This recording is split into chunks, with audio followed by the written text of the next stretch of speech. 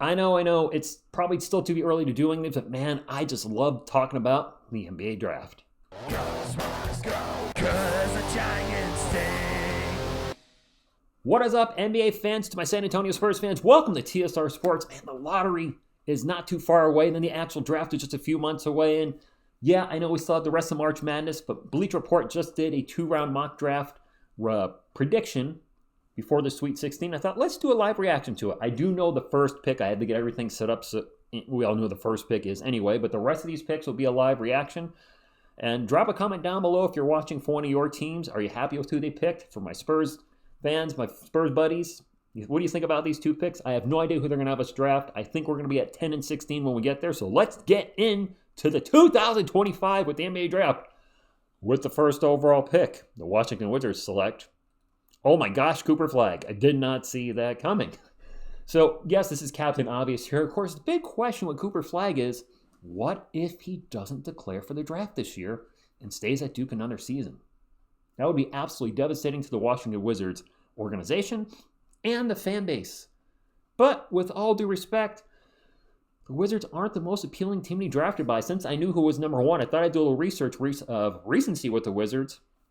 They have not won at least 50 games. They came close once. They have not won at least 50 games in the regular season since the 78-79 season, which also is the last time they appeared in the NBA Finals, losing.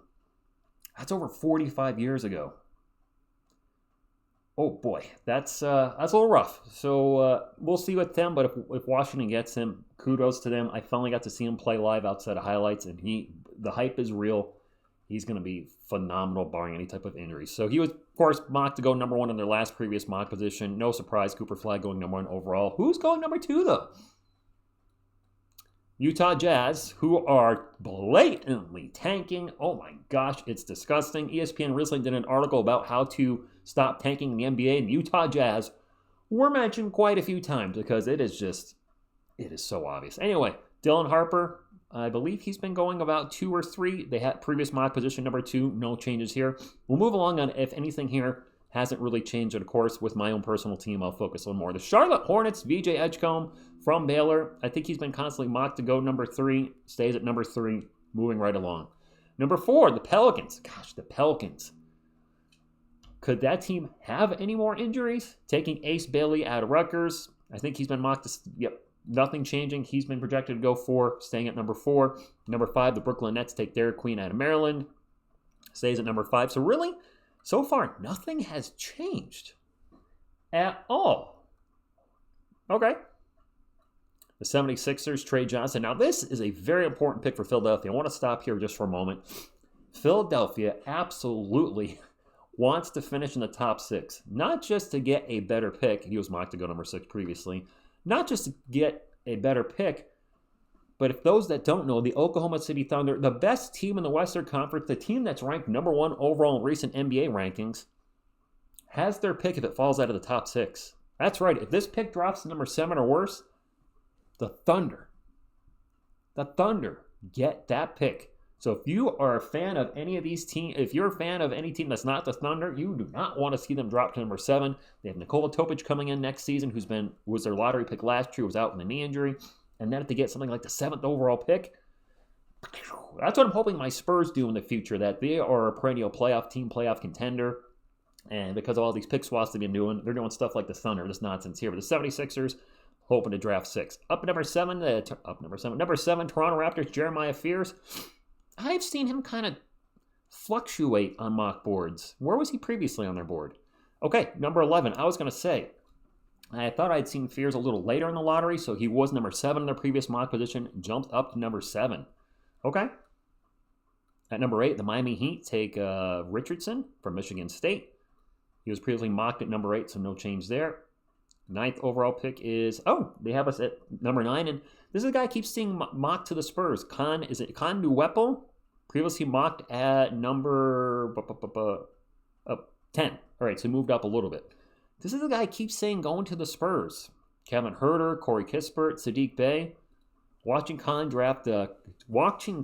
drain quick release threes, attack closeouts, and finish plays in transition in recent weeks makes it easy to picture his fit and value at the next level.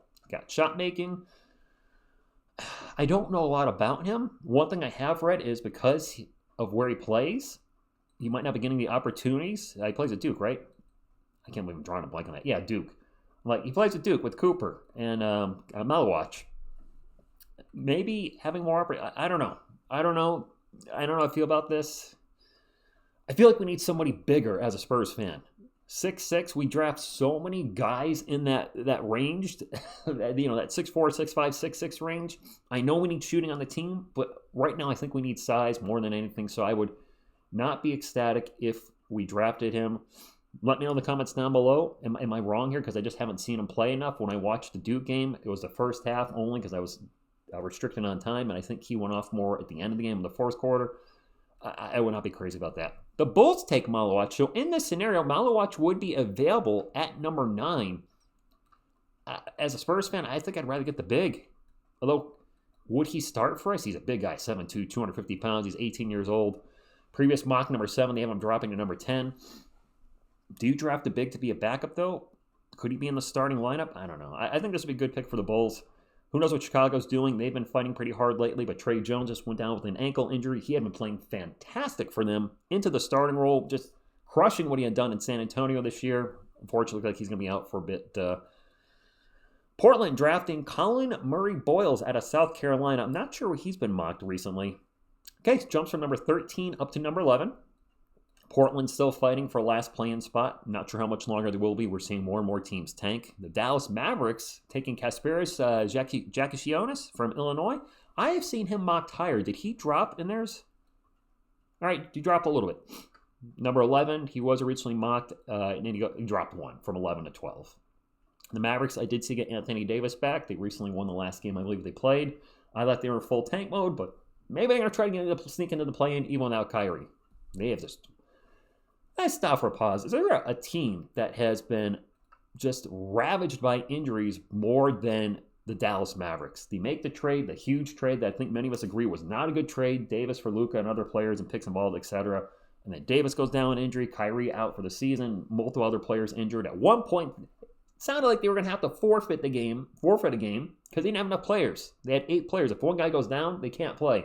But credit to them. It looks like they're trying to win again. The Houston Rockets are playing phenomenal. Asa Newell, the player that I've liked myself for the Spurs, taken at number 13. He was originally mocked at 12, so dropped just a smidge. The Atlanta Hawks via the Kings. Noah is Essingu. I think he's generally gone around 14th. Yep, 15 up to 14. Okay. Orlando Magic. Liam McNeely. Oh, this would hurt. Lee McNeely mocked at 14. Yep, that sounds about right. So for those that don't know, my girlfriend is a huge UConn fan that Spurs are picking next in this draft. If he went one before our next pick, she would be devastated. That being said, if we took Con, we can't draft 2 guys. Well, we can. We should not be drafting 2 guys 6'7" or under. This San Antonio Spurs team needs size. Going to the Magic? Yeah, all right. And number 16, the San Antonio Spurs via the Atlanta Hawks, who I thought were going to be a lottery team. They sure aren't. Take Carter Bryant out of Arizona, a small forward. He was last ranked at, though, number 16, a 6'8", 220-pound, 19-year-old small forward. Highlight to shot making, explosive finishing. Well, I like explosive finishing. Top 10 in the country in freshman BPM. Reliable, efficient playing.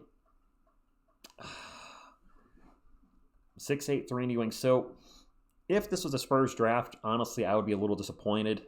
And from the rest of this video, this is going to be from a Spurs fan perspective. I want to see where Rasheer Fleming's going because that's a player that's been talked a lot about going to the Spurs. Danny Wolf as well. I want to see where they have him. I would not be particularly happy with this draft because it doesn't give us a lot of size. I believe Conway's was he 6'6". This player is 6'8". I'd like to get more size on the team. We're seeing the team struggle with giving up offensive rebounds, just rebounding in general. This team clearly needs size. Their center situation is a mess after Wemby. It's Victor Wembanyama, then Charles Bassey, who can't stay healthy. He's going to be off the roster. Bismack Biyombo, how much does he have left in the tank? I would really, really prefer the Spurs draft a big. And by the way, the pictures aren't loading up because I turned my internet off just in case there'd be a ton of ads popping up. So my apologies. So Timberwolves take Ben Seraph, number 17. Utah Jazz, Igor Demin. That's a player I've seen mocked to the Spurs. So he dropped a lot then. He's 18th here. Oh, previous mock 25. I saw a draft with they were having us taking him with our number 9 or 10 pick, wherever it was. Okay, okay. Nolan Traore goes 19th to the Nets. I thought I saw him higher. Did he drop? No, all right. About where he's supposed to be. OKC. Noah Penda? Number 20th. Number 20th. The Heat. So now I'm looking for Rasheer Fleming and Danny Wolf. Where are they going? That's actually the last part of this video that I want to do.